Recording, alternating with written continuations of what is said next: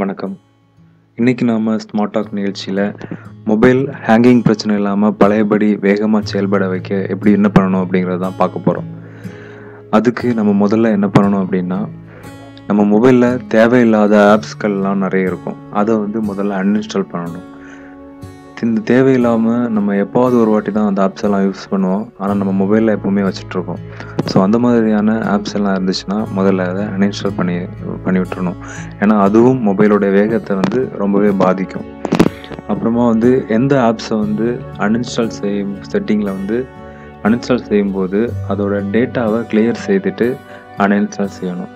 அதோட டேட்டாஸ் எல்லாம் கம்ப்யூட்டரில் இருந்துச்சுன்னா அதுவும் தேவையில்லாமல் ஹேங் ஆகிறதுக்கு ஒரு காரணமாக இருக்கும். ஸோ அதனால் அன்இன்ஸ்டால் பண்ண முன்னாடி அதோட ஃபுல் டேட்டாவையும் நம்ம கிளியர் பண்ணிக்கிறது நல்லது. அப்புறமா ஃபோன் செட்டிங்கில் போய் ரன்னிங்கில் இருக்கும் அப்ளிகேஷன் எல்லாம் ஃபோர்ஸ் ஸ்டாப் கொடுக்கணும். அதாவது சும்மா தேவையில்லாத ஆப்பெல்லாம் நம்ம மொபைலில் எப்போவுமே ரன்னிங்கில் இருக்கும். அதையெல்லாம் நம்ம ஸ்டாப் பண்ணி வச்சுக்கணும். அது சிலருக்கு அந்த ஆப்ஷன் இருக்கிறதே தெரியாது.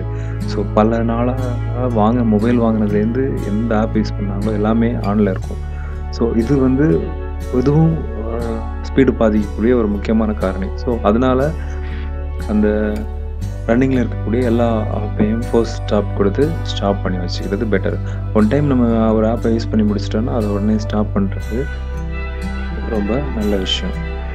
அப்புறமா ஆண்ட்ராய்டு அசிஸ்டன்ட், க்ளீன் மாஸ்டர் போன்ற அப்ளிகேஷன்லாம் கூகுள் ப்ளே ஸ்டோரில் கிடைக்கும். அதாவது ஆண்ட்ராய்டு அசிஸ்டன்ட், க்ளீன் மாஸ்டர்லாம் இருக்கும்.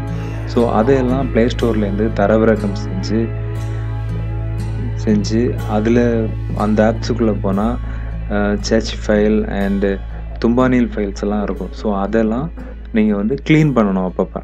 ஸோ அது க்ளீன் பண்ணாலும் அந்த ஃபைல் ஸ்டோர் ஆகிருக்கும் போதும் அதெல்லாம் நம்ம யூஸ் பண்ணும்போது ஸ்லோ ஆகிறதுக்கு இதுவும் ஒரு காரணம். ஸோ அதெல்லாம் அப்பப்போ க்ளீன் பண்ணி விட்டுறணும்.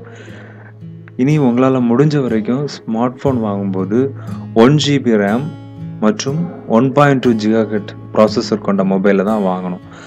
மினிமம் 1 GB ரேமாவது இருந்தால் தான் அந்த மொபைல் கொஞ்சமாச்சும் ஃபாஸ்ட்டாக உங்களுக்கு ஹேங் ஆகாமல் ஒர்க் ஆகும். ஸோ அந்த ஒரு விஷயத்தையும் உங்கள் பட்ஜெட்டையும் பார்க்கணும். அதே நேரம் அந்த ஒரு விஷயத்தையும் உங்கள் கவனத்தில் கொண்டு இருக்கணும். இன்னொரு விஷயம், மொபைல் ஃபோனுக்கு வரும் எஸ்எம்எஸ்கள் மற்றும் மொபைலை படிச்சுட்டு தேவையில்லைன்னா உடனே டெலிட் பண்ணுங்கள். உங்கள் மொபைலுக்கெல்லாம் எஸ்எம்எஸ் வந்துகிட்டே இருக்குங்க. சும்மா உங்கள் சிம் கார்டு கம்பெனியில் இருந்தும் எல்லாம் மெசேஜ் பண்ணிகிட்டே இருப்பாங்க. ஸோ அந்த மெசேஜ் எல்லாம் நீங்கள் ரீட் பண்ணிட்டீங்களா, அது உங்களுக்கு தேவையில்லை அப்படின்னா டெலிட் பண்ணி விட்டுடலாம். ஸோ அந்த மெசேஜ் நிறைய ஸ்டோர் ஆகிருந்தாலும் உங்கள் ஃபோன் மெமரி இதெல்லாம் பிடிச்சிக்கும். ஸோ இதனாலையும் உங்களுக்கு பாதிப்படைவதற்கான ஒரு வாய்ப்பு இருக்குது. சரிங்களா? அப்புறமா பார்த்தாச்சுன்னா மொபைலில் தேவையான கான்டாக்ட்கள் மட்டும்தான் வச்சுக்கிட்டு மீதி தேவையில்லாதெல்லாம் டெலிட் பண்ணி விடுங்க. ஸோ சில நேரத்தில் இந்த அளவுக்கு அதிகமான கான்டாக்ட் கூட இந்த மாதிரியான ஒரு பிரச்சனைக்கு வழிவகுக்கும். ஸோ தேவையான கான்டாக்டை மட்டும்தான் உங்கள் மொபைலில் வச்சுக்கோங்க. ஸோ இதுவும் ஒரு நல்ல டிப்ஸு. இதனாலேயும் உங்களுக்கு ஹேங் ஆகிற பிரச்சனை வரும்.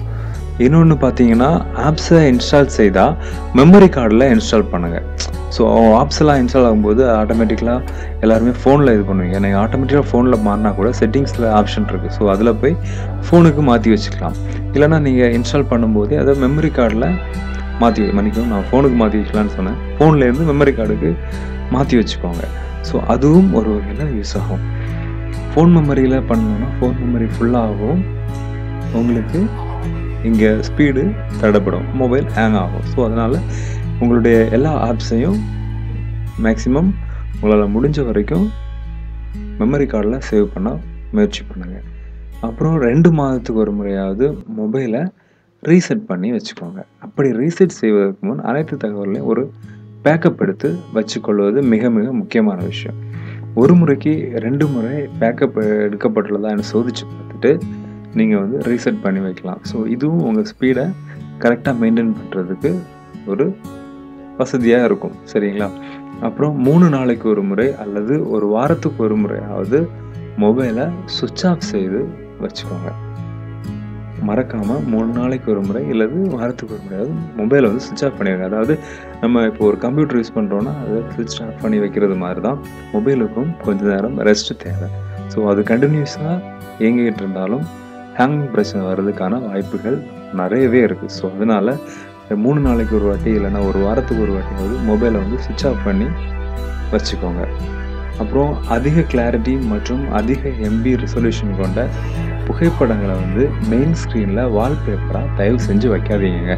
நீங்கள் ரொம்ப கிளாரிட்டி உள்ள புகைப்படங்கள் மற்றும் அதிக எம்பி ரெசல்யூஷன் கொண்ட புகைப்படங்களை வைக்கிறதுனாலையும் அந்த வால்பேப்பர் லோட் ஆகிறதுக்கே கொஞ்சம் நிறைய மெமரி இருக்கும், கொஞ்சம் டைம் எடுத்துக்கும். ஸோ அதனாலேயும் உங்கள் மொபைல் ஹேங் ஆகும். சரிங்களா? ஸோ தயவு செஞ்சு இதையும் கொஞ்சம் பார்த்துக்கோங்க. சரிங்களா? தென் மெயின் ஸ்க்ரீனில் முடிஞ்ச வரை எந்த ஐக்கான்லையும் ஷார்ட்கட் வைக்காதீங்க. உங்கள் ஃபோன் ஓப்பன் பண்ணும்போது இருக்கக்கூடிய முதல்ல வரக்கூடிய அந்த ஸ்க்ரீன் தான் மெயின் ஸ்க்ரீன். அங்கே ஷார்ட்கட் உள்ளே இருக்கக்கூடிய ஆப்ஸோட ஷார்ட்கட்ஸ் எல்லாம் நிறைய இங்கேயே வச்சுருப்பாங்க. ஸோ அதை வைக்காதீங்க. மெயின் ஸ்க்ரீன் ஃப்ரீயாக விடுங்க. மெயின் ஸ்க்ரீனில் ஒரு 4 ஆப்ஷன் இருக்கும். ஒரு ப்ரௌசர், ஒரு கால், ஒரு மெசேஜர், அந்த மாதிரியான ஒரு 4 ஆப்ஷன் மட்டும் இருக்கட்டும். ஸோ மற்றதெல்லாம் தேவையில்லாத ஷார்ட்கட்ஸ் எல்லாம் மெயின் ஸ்க்ரீனில் தேவையில்லை. ஸோ அதுவும் உங்கள் ஸ்பீடை பாதிக்கக்கூடிய ஒரு காரணி. சில மொபைல்களில் மெமரி கார்டில் புகைப்படங்கள் மற்றும் வீடியோக்கள் அதிகம் இருந்தாலும் ஹேங் ஆக வாய்ப்புண்டு. அதனால உங்களுக்கு மெமரி கார்டில் புகைப்படங்கள் வீடியோக்கள்லாம் நிறைய வந்தாச்சுன்னா அதை வேறு ஏதாவது ஸ்டோர் பண்ணி வச்சுக்கோங்க. உங்கள் சிஸ்டத்துலேயோ இல்லை வேறு ஏதாவது பென்ட்ரைவ்லையோ எதுலையாவது அதை வந்து காப்பி பண்ணி சேவ் பண்ணி வச்சுட்டு மொபைலை கொஞ்சம் ஃப்ரீ ஆக்குறது நல்லதுங்க. மொபைலில் வைரஸ் இருந்தால் கூட இந்த மாதிரியான ஹேங் ஆகிறதுக்கான வாய்ப்புகள் ரொம்பவே அதிகம். அது உங்களுக்கே தெரியும். ஸோ மொபைலில் நீங்கள் நிறுவி இருக்கிற ஆன்டிவைரஸ் ஆப்ஸுகள் சரியாக ஸ்கேன் செய்யாது. சில டைம் நீங்கள் ஆன்டிவைரஸ் போட்டிருக்கமே, ஸோ எந்த பிரச்சனையும் இல்லை அப்படின்ட்டு ஃப்ரீயாக இருப்பீங்க. நீங்கள் போட்டிருக்க ஆன்டிவைரஸ் சில டைம் ஸ்கேன் ஆகிறதில்ல. ஸோ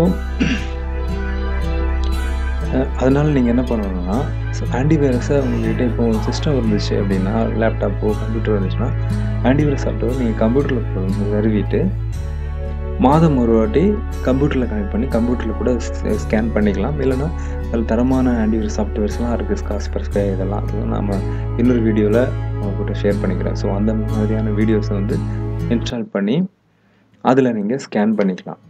அப்புறமா ப்ளே ஸ்டோரில் ரெஜிஸ்டர் ஆகியிருக்கக்கூடிய, அதாவது ப்ளே ஸ்டோரில் அங்கீகரித்த ஆப்ஸை மட்டுமே மேக்ஸிமம் இன்ஸ்டால் பண்ண பாருங்கள். மற்ற ஆப்ஸ் பக்கம் போகிறதே எனக்கு கேட்டால் தேவையில்லாத விஷயம் அப்படின்னு. ஸோ அது மூலமாக தான் இன்றைக்கி நிறைய வைரஸ் சாஃப்ட்வேர்கள் எல்லாம் அது மூலமாக தான் ஏற்றி விட்றாங்க. ஸோ உங்களால் முடிஞ்ச வரைக்கும் ப்ளே ஸ்டோரில் கொடுத்துருக்க ஆப்ஸை மட்டுமே இன்ஸ்டால் பண்ணி மொபைலில் வச்சுக்கோங்க. ஸோ அது உங்களுக்கு ஒரு சேஃபான ஒரு அறிகுறியை கொடுக்கும் ப்ளே ஸ்டோர்லேருந்து நீங்கள் இன்ஸ்டால் பண்ணுறது. ஸோ இனி வந்து மொபைலில் வந்து நீங்கள் யூஸ் பண்ணக்கூடிய இப்போ வாட்ஸ்அப் ஆகட்டும், ஃபேஸ்புக் ஆகட்டும், எந்த ஒரு ஆப் ஆகட்டும், அதை வந்து தொடர்ந்து அப்டேட் செஞ்சுட்டே வரணும். ஸோ இப்போ நீங்கள் பாதியில் அப்டேட் பண்ணாமல் விட்டுட்டீங்க அப்படின்னா உங்கள் மொபைலில் ப்ராப்ளம் வர்றதுக்கான சான்சஸ் இருக்குது. ஹேங் ஆகும், அந்த அப்ளிகேஷன் ஒழுங்காக ஒர்க் ஆகாது, அது நாட் ரெஸ்பாண்டிங் அப்படி இப்படின்லாம் வரும். ஸோ அதனால் முடிஞ்ச வரைக்கும் அதில் நெட்டு போட்டோ இல்லை நெட் கனெக்ட் பண்ணியோ அதை அப்டேட் பண்ணுங்கள். கண்டினியூஸ் அப்டேட்டு தேவை. ஸோ இப்போ நாம் சொன்ன இந்த காரணங்கள்லாம் மொபைல் ஹேங் ஆகுறதுக்கு ஒரு முக்கியமான காரணங்களாக இருக்குது. ஸோ இதை நீங்கள் கொஞ்சம் பார்த்து கரெக்ட் பண்ணிட்டாலே மொபைல் ஹேங்கிங் பிரச்சனை இல்லாமல் பழையபடி வேகமாக செயல்படுங்க. ஸோ இப்போ நான் இங்கே சொன்ன அத்தனை தகவலையும் உங்களுக்கு இந்த வீடியோவோட கீழே டிஸ்கிரிப்ஷனாகவும் கொடுக்குறேன். ஸோ நீங்கள் அதை பார்த்து படித்தும் கிளியராக தெரிஞ்சுக்கலாம். ஸோ இதுக்கு மேலே வேறு ஏதாவது தகவல் வேணும் அப்படின்னா இங்கே கமெண்ட் பாக்ஸில் என்னென்னு கேளுங்க. நான் அதுக்கான விளக்கத்தை உங்களுக்கு கண்டிப்பாக கொடுக்குறோம். மற்றும் இந்த வீடியோ உங்களுக்கு பிடிச்சிருந்தாலும் ஒரு லைக் பட்டன் நீங்கள் கொடுத்துருங்க. நிச்சயமாக இந்த வீடியோ, ஏன்னா எல்லாருக்குமே மொபைல் ப்ராப்ளம் இருக்கிறதுனால இந்த வீடியோ நிச்சயமாக உங்களுக்கு பயனுள்ள ஒரு வீடியோவாக தான் இருக்கும் அப்படின்னு நம்புகிறேன். ஸோ உங்களுக்கு மட்டும் இது பயனுள்ளதாக இருக்காமல் உங்கள் ஃப்ரெண்ட்ஸுக்கு எல்லாருக்கும் இந்த வீடியோவை ஷேர் பண்ணுங்கள். ஸோ அவங்களும் இந்த விஷயத்தை தெரிஞ்சுக்கட்டும். அவங்களும் இந்த பிரச்சனை ஹேங்கிங் ஆகாமல் அவங்க மொபைலை பாதுகாக்கிறது கண்டிப்பாக யூஸ்ஃபுல்லாக இருக்கும். ஸோ இது மாதிரியான பல டெக்னிக்கல் வீடியோஸை உங்களுக்கு நான் கொடுக்க போகிறோம். ஸோ அதெல்லாம் உங்களுக்கு உடனே கிடைக்கணும்னா எங்களுக்கு நீங்கள் பண்ண வேண்டிய ஒரே சப்போர்ட், எங்கள் சேனலை சப்ஸ்கிரைப் பண்ணுங்கள். ரொம்ப நன்றி.